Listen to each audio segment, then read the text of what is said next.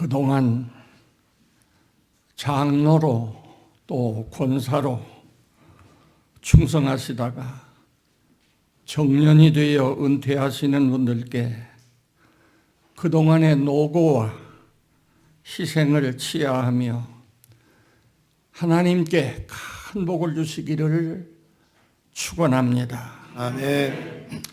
그리고 오늘 장로로 집사로 장립을 받으시고 권사로 취임하시는 분들께 먼저 축하를 드립니다.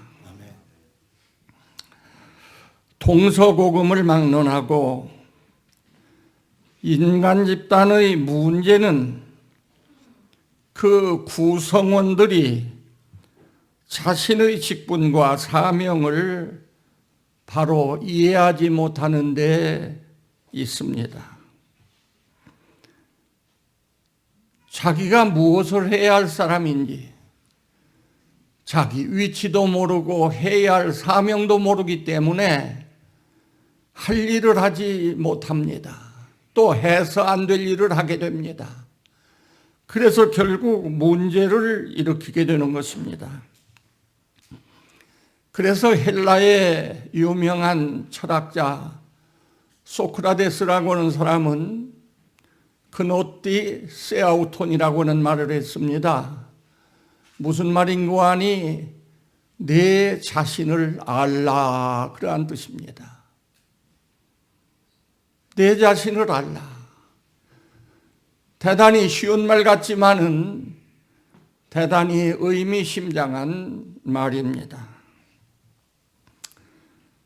우리나라의 정부나 우리 교계나 일 맡은 사람들이 자기가 해야 할 일이 무엇이며 해서 안 될 일이 무엇인지를 바로 알지 못하기 때문에, 다시 말해서 자기의 정체를 바로 알지 못하기 때문에 할 일을 하지 못하고 해서 안 될 일을 하다가 문제를 일으키고 있는 것을 우리는 경험하고 있습니다.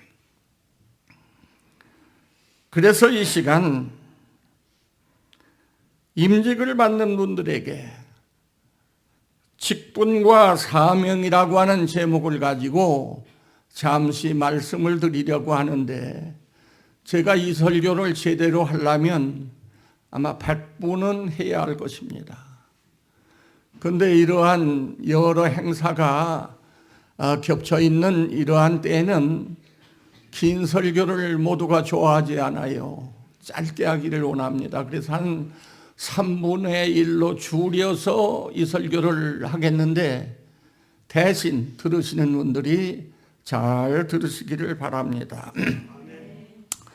먼저 교회 안에 있는 직분을 한번 생각해 보겠습니다. 교회 안에 있는 직분을 크게 나누어 보면 세 가지로 나눌 수가 있습니다.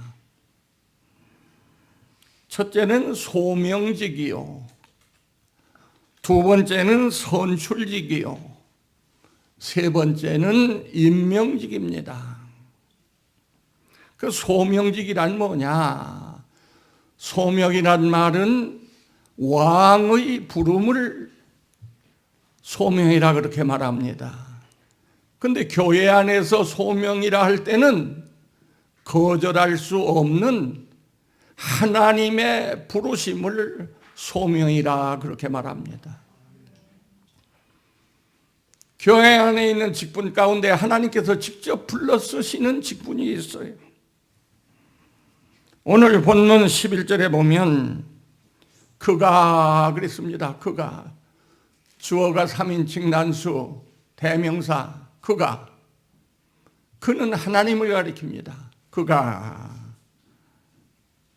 어떤 사람은 사도로, 어떤 사람은 선지자로, 어떤 사람은 복음 전하는 자로, 어떤 사람은 목사와 교사로 삼으셨으니, 하나님이 직접 불러서 세운 자가 있습니다.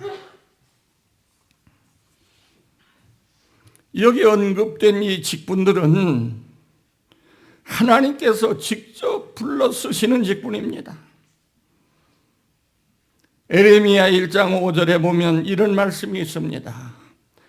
내가 너를 모태에 지기 전에 너를 알았고 네가 배에서 나오기 전에 너를 성별하였고 너를 여러 나라의 선지자로 세웠노라.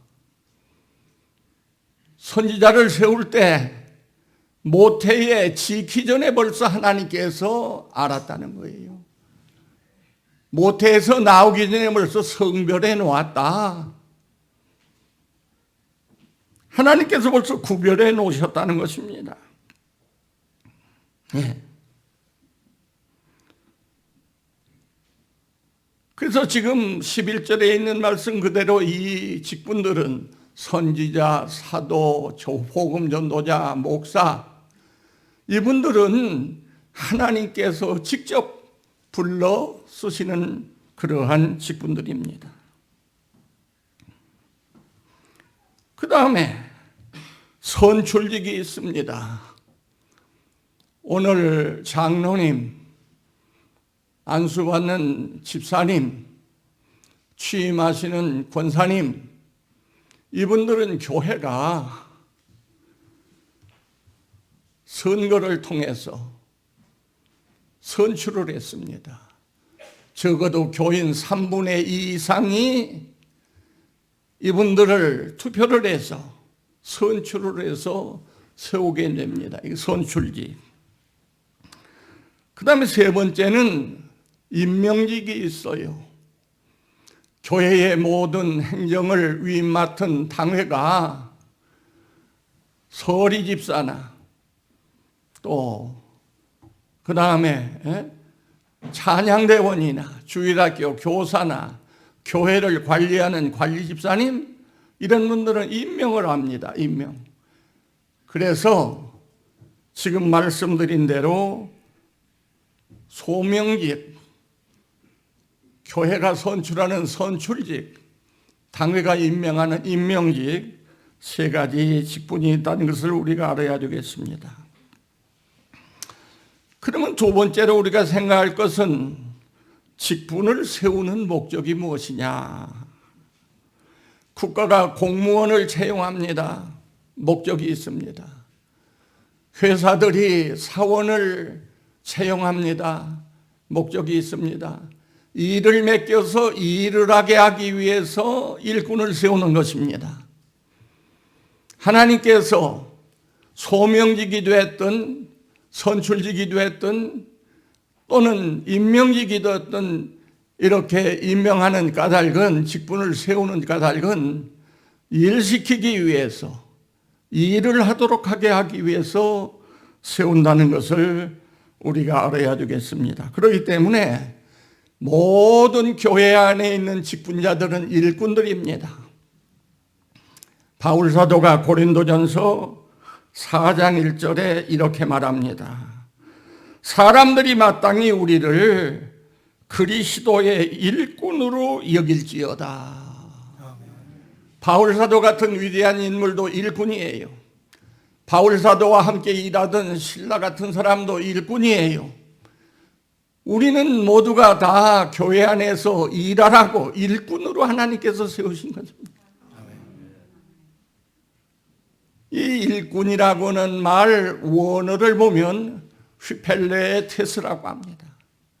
휘포란 말과 엘레테스란 말, 두 마디 낱말이 합해서 합성어가 됐어요. 휘포란 말은 밑에서, 엘레테스란 말은 조력하는 자, 돕는 자, 조수, 뭐 그런 등등의 의미가 있습니다. 목사님이든 장로님이든 집사나 권사든 교회 안에 있는 모든 직분은 예수님 밑에서 예수님을 보필하고 예수님을 도와서 예수님의 일이 성공될 수 있도록 그 돕는 자라는 말이에요. 아멘. 그 바울 같은 분도 우리를 그리스도의 일꾼으로 인정을 해달라. 분명히 그렇게 말씀하고 있습니다. 그러면 직분자의 사명인데, 세 번째는 직분자의 사명. 자기 사명을 바로 알아야 돼요. 대통령이 되면은 대통령이 해야 할 일이 무엇인가를 대통령이 바로 알아야 돼. 그래야 대통령 노릇을 제대로 해서 명대통령으로 영원히 역사에 남게 됩니다. 대통령은 어떻게 해서 됐는데 자기 사명을 모르면 해서 안 될 일을 해요. 해야 할 일을 안 해요. 그래서 역사에 아주 부끄러운 대통령으로 남아있게 되는 것입니다.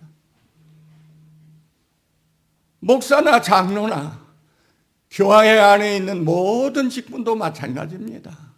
자기 사명을 바로 알아야 돼요. 근데 사명은 두 가지가 있습니다. 하나는 공통사명. 좀 복잡하지요. 공통사명. 목사님이나 장로님이나 집사님이나 권사님이나 공통 똑같이 해야 할 사명이 있어요. 해야 할 일이 있어.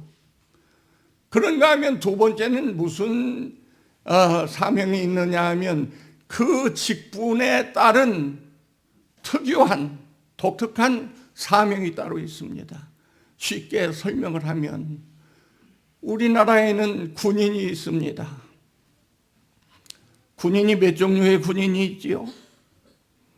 육군이 있고 해군도 있고 공군도 있고 해병대도 있습니다. 이 네 종류의 군인이 있는데 이 군인들의 사명은 뭐냐? 공통 사명, 똑같이 감당해야 할 사명은 국방입니다. 국방. 나라를 지키는 거예요. 나라를 지키는 거. 그런데 이걸 세분해서 우리가 한번 생각해 보면 육군은 땅에서 나라를 지키고 해군은 영해 바다에서 나라를 지키고 공군은 영공 하늘에서 나라를 지키고 해병대는 해상이나 육상을 드나들면서 나라를 지키는 일에 목숨을 바치고 있습니다. 각 군에 따라서 특수한 사명이 있어요. 마찬가지로 우리 직분자들도 공통 사명과 그 직분에 따른 특수한 사명이 따로 있습니다. 그러면 우리가 공통적으로 목사님도 장로님도 또 권사님도 집사님도 같이 공통적으로 해야 할 일은 뭐냐? 오늘 본문 12절에 보니 이런 말씀이 있습니다. 이는 첫째로 성도를 온전하게 하며, 목사님도 장로님도 권사님도 성도 하나하나 들어온 사람을 온전하게 만드는 것, 이게 우리가 공통적으로 같이 해야 할 일입니다. 우리가 온전하들 못해요. 지금 다 타락한 존재입니다. 완전히 부패한 존재예요. 이런 우리가 점점 변화되고 성화돼서 예수님의 인격에까지 이르도록 이 교인을 기르는 일, 우리 같이 힘써야 할 일입니다. 두 번째는 봉사의 일을 하게 하며, 12절에 보니까 봉사의 일을 하게 하며, 우리를 세우신 것은 어른 노릇하라고 세운 게 아니에요. 뭐 하라고 세웠어요? 봉사의 일을 하게, 하나님의 교회를 위해서, 형제를 위해서, 이웃을 위해서 봉사의 일을 하게 하기 위해서 우리를 세웠다. 세 번째는 그리스도의 몸을 세우려 함이라. 그리스도의 몸을 세우려 함이라. 그리스도의 몸이란 문구하니 그리스도의 몸은 교회를 가리킵니다. 교회를 가리켜요. 에베소 1장 3절에 보면 교회를 그리스도의 몸이라. 근데 우리 교인들이 심지어 이 직분자들까지도 교회란 말을 잘 모르고 있는 분들이 많아요. 이 건물은 교회가 아니에요. 건물은 예배당입니다. 예배드리는 집이라 그 말이에요. 그럼 교회는 뭐냐? 교회라고 하는 말의 그 원문을 보면 에클레시아라고 하는 말인데 에크라고 하는 전치사가 앞에 붙었어요. 이것은 뭔뭐 속에 있는 것을 밖으로 그 다음에 칼레오라고 하는 동사가 뒤에 붙었어요. 칼레오, 부른다. 속에 있는 것을 밖으로 부른다, 불러낸다는 뜻이에요. 불러낸다. 이 말이 동사로 명사로 변하면서 에클레시아, 교회란 말이 됐습니다. 그 교회는 뭐냐? 세상에 있는 많은 사람이 있는데 김씨, 이씨, 박씨, 최씨 하나님께서 한 사람, 두 사람 불러내십니다. 내서 예수님을 중심하고 뭉친 단체가 바로 교회라는 것입니다. 우리 성도들의 모임체가 교회예요. 이 건물은 예배드리는 집이지 교회가 아니에요. 혹은 교회당, 또 뭐 성전이라고 하지만은 구약의 성전과는 의미가 전혀 다르고, 다만 구별해서 하나님께 바쳤다 해서 성전이라고도 합니다만은 구약의 성전과는 의미가 달라. 그렇기 때문에 교회를 세우려 함이라. 이거 설명을 하면 또 한 20분 해야 되는데 시간이 없어요. 그렇게 하면 오늘 이 행사 끝내들 못해. 그런데 목사님이 차마 짧게 하세요. 그 소리는 못 하시고 뭐라고 하는 거 아니. 알아서 들으세요 오는데 저도 알아채렸어요. 짧게 그랬어요. 짧게.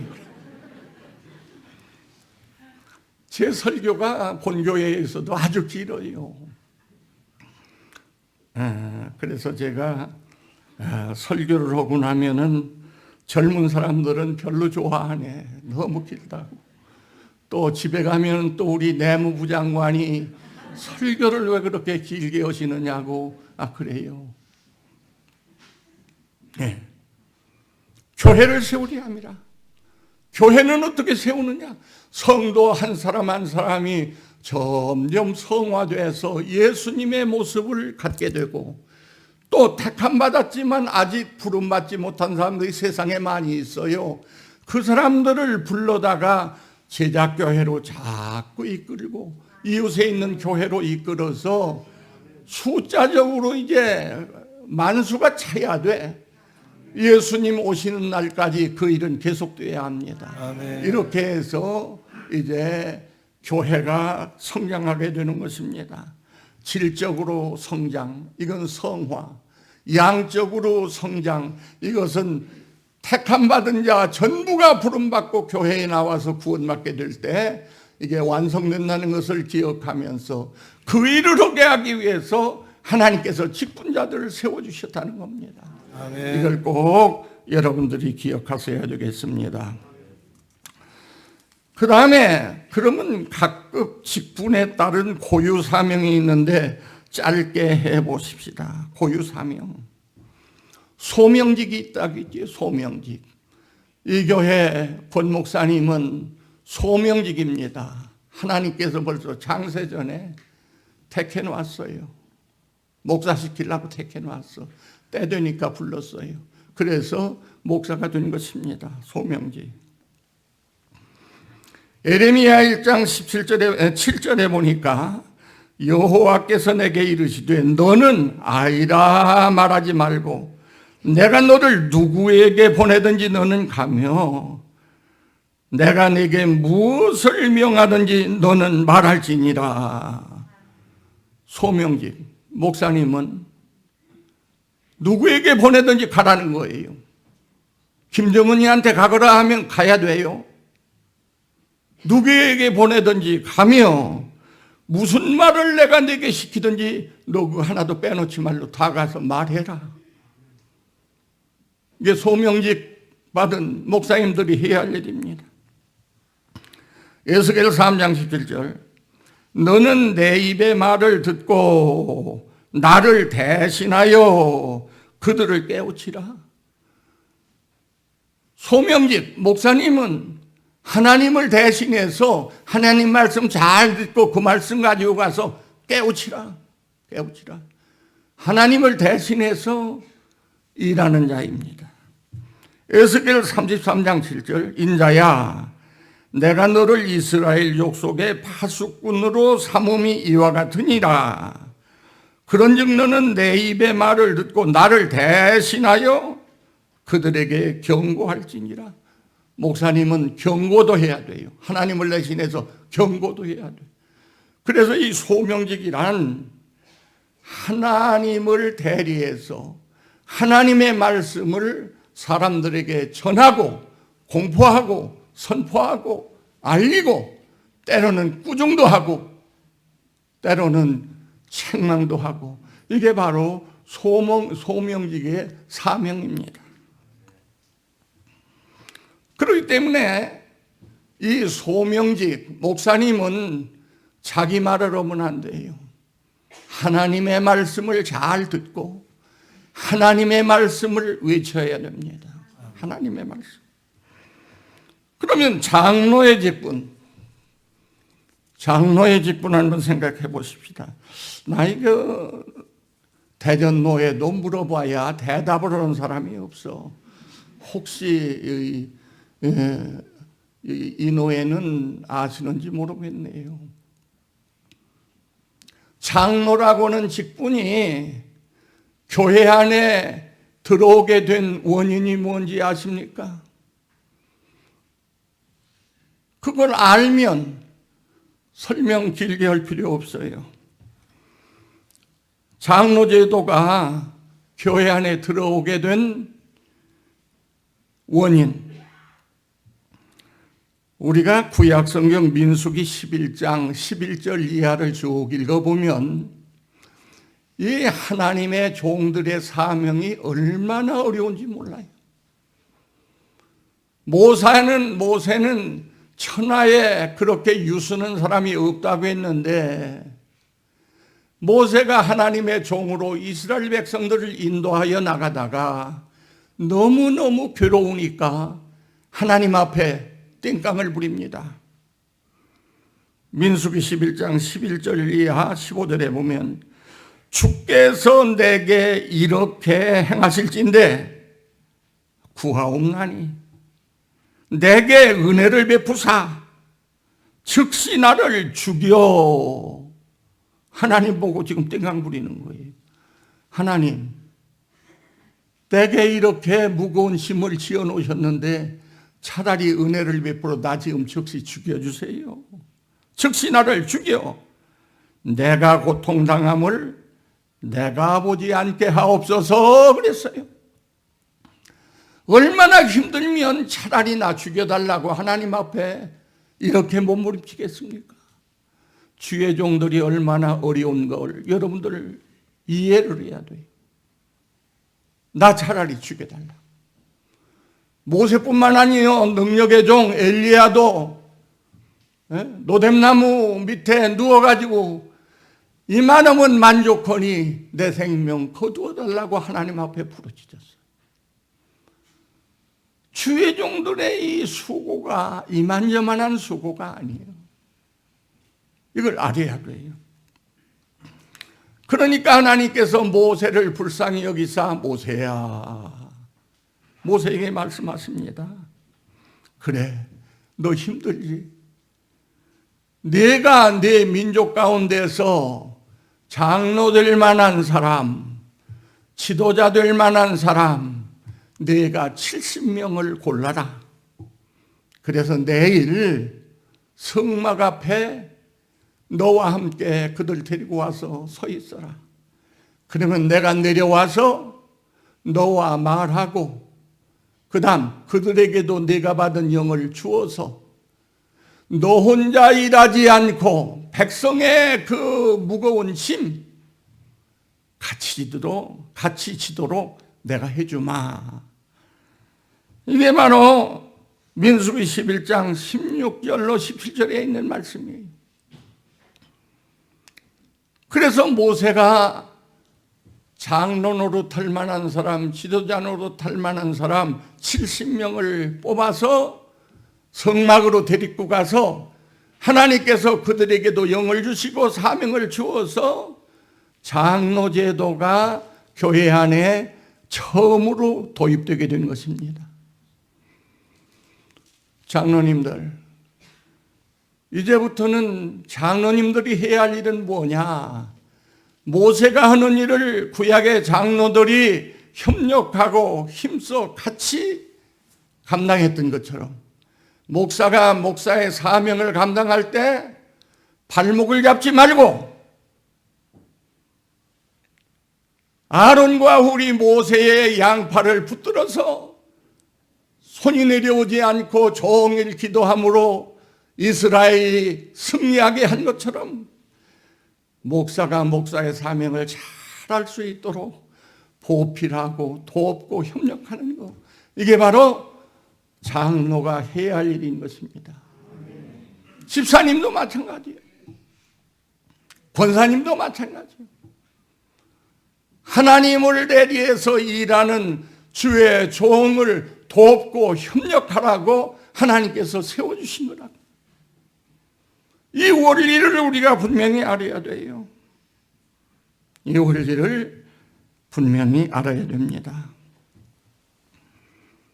장로의 사명, 물론 우리가 장로 시험도 치루었고 6개월 이상 준비도 했기 때문에 내가 이 헌법적인 얘기는 않겠습니다. 잘 목사님 보필해서 목사님이 목사의 사명을 바로 감당할 수 있도록 보필하고 돕는 거, 어려운 일 있을 때 위로하고 격려하고 도와주고 양팔을 붙잡아 이 팔이 내려오지 않고 기도하여 승리하게 한 것처럼 그 일을 감당하는 것이 장로님들임을 기억하시기를 바랍니다. 아멘. 이거 잘 알아야 돼요. 그리고 하나 더, 남들이 않는 소리를 내가 해야겠어요. 뭐냐? 목사님도 실수하고 잘못할 수 있습니다. 오늘날 보니까요, 참 이거 큰일 났어요. 왜? 주의 종들도 잘못하는 일이 많아. 이럴 때는 장로님들이 어찌 해야 할까? 기도해야 됩니다. 하나님, 우리 목사님 실수하지 않도록 도와주세요. 첫째가 기도요. 두 번째는 조용히 목사님 찾아가서 목사님, 그렇게 하는 것보다 이렇게 하는 것이 좋을 듯 싶습니다. 간한다고 그래, 그걸 간한다고. 간해야 돼. 그래도 목사님이 법과 성경에서 빗나간 그러한 삶을 살면 그때는 만류해야 돼요. 목사님, 그렇게 하면 안 됩니다. 장로님들 기억하세요. 어떤 사람들은 일하다가 복잡해지면 떠나는 사람이 있어. 나 하나만 떠나면 되지. 그거 아니에요. 그거 하라고 떠나라고 저 장로 세우는 것 아니에요. 교회 지키고 이 교회를 바로 세워나가라고 세우는 거예요. 그렇기 때문에 간하고, 만류에도 안 들으면 어떻게 해야 할까? 상회에 보고를 해야 돼. 노회에 우리 목사님이 자꾸 이 헌법과 성경에서 빗나간 일을 하는데 이래서는 안 되겠습니다. 이거 바로 잡아주세요. 그래야 돼. 상회에 보고해야 돼. 이런 얘기는 허도라네. 그러나 목사님이 말씀대로 살고 법대로 살 때는 최선을 다해서 그 일을 잘 할 수 있도록 보필을 하고 배후에서 기도하고 뒤에서 힘을 합하고 밀어줘야 돼. 아멘. 이게 장로님들이 해야 할 일이에요. 장로의 사명은 헌법에 다 있어요. 이미 여러분들은 노예고시를 치른 분들이기 때문에 다 읽어본 줄로 압니다. 자, 집사님은 뭐냐, 집사? 집사님. 집사의 명칭은 디아코노스라고 하는데 섬기는 사람이라 그런 뜻이에요. 섬기는 사람. 집사님들은 섬기는 사람. 교인들을 섬기고 하나님의 교회를 섬기고 또 세상에 나가서 섬기고, 그 집사님들은 오늘 안수받은 다음에는 나는 이 교회의 상모섬이 됐구나, 이렇게 생각해야 돼요. 힘든 일, 어려운 일, 이런 일이 있을 때마다 앞장서서 수고하라고, 그래서 집사를 세우는 거예요. 집사. 뭐 집사의 기원을 얘기할 필요는 없지요. 초대교회 하루에 3,000명, 5,000명씩 늘어나는데 12사도의 손이 모자라서 이 사람들 돌보는데 다 제대로 돌볼 수가 없어요. 그래 불만이 터져 나왔습니다. 히라보를 사용하는 히라파 그 유대인들이 불만이 터져 나왔어요. 왜 우리 과부들에게는 매일 제공하는 식물을 제대로 주지 않느냐. 사도행전 6장에 보면은 사도들이 말합니다. 자, 너희가 투표를 해서 7명 집사를 선출해라. 그 7 집사가 나온 거예요. 그들에게 안수해서 집사를 만든 거예요. 그래서 사도들은 뭐라고 말합니까? 우리가 하나님의 말씀과 기도하는 일을 제쳐놓고 이거 날마다 음식 나눠주느라고 할 일을, 기본 사명을 우리가 감당 못하면 안 되겠다. 그러니까 이제 집사들이 이 일을 해라 해서 맡겼어요. 그래서 사실 사도들이 해야 할 일을 집사들이 맡아가지고서 도와준 것입니다. 도와준 거예요, 집사. 그 다음에 권사의 사명, 집사의 사명도 여기 헌법에 나온 대로 빈핍 공고한 자를 권면하고 환자를 돌보고 갇힌 자와 과부와 고아 모든 환난 당한 자를 위문하고 돌아본다. 그런데 내 마음대로 오는 게 아니라 당회에 감독하에서 이 일을 하고 또 구제비와 일반 재정을 수납 지출한다. 해야 할 일을 헌법에 명시했어요. 그 본교회 목사님한테 이제 배우시면 될 것입니다. 마지막으로 권사에 대해서 한 말씀 더 얻었는데, 권사, 우리는 여자들을 권사로 세웁니다마는 감리교는 남자도 권사로 세워요. 권사의 근거는 어디에 있느냐? 사도행전 4장 36절에 보면 구브로에서 난 레위족 사람이 있는데 요셉이라고 하는 사람이 있었어요. 사도들이 이 요셉이를 바나바라고 그렇게 별명을 불렀습니다. 그 바나바란 말은 무슨 말인고 하니 위로의 아들, 구원이자라는 말은 권고하고 위로하는 아들이라 그런 뜻이에요. 왜? 바나바가 남을 권고하고 위로하는 일을 잘하고, 이 바나바라고 하는 사람이 성도들을 위로하고 약한 자들을 돌아보면서 이런 일을 잘했어요. 바울 사도가 예수님을 만난 후에 사람이 바뀌어서 예수를 믿고 예수 믿는 사람 접근하려고 하니까 모두가 반대해요. 그때 바나바가 한 일이 뭡니까? 바울을 변호를 했습니다. 바울이 과거에는 믿는 사람을 폭행하고 죽이고 별짓 다 했지만 예수님 만난 후에 새로워졌다. 그러니까 우리가 영접해야 된다. 그래서 초대교회 사도들이나 신자들이 바울을 영접하여 맞이해 드리게 됐습니다. 또 그 후에 유대인들이 바울을 죽이려고 하니까 길리기아 다소 자기 고향으로 피난가 있을 때 바나바가 찾아가서 그를 불러다가 안디옥에서 같이 교회를 위해서 사역을 함으로 말미암아 바울이 후에 이렇게 훌륭한 대사도가 된 거예요. 바나바가 없었으면 아마 바울도 없었을 것이라 어떤 학자들은 그렇게 말합니다. 이게 바로 권사가 할 일이에요.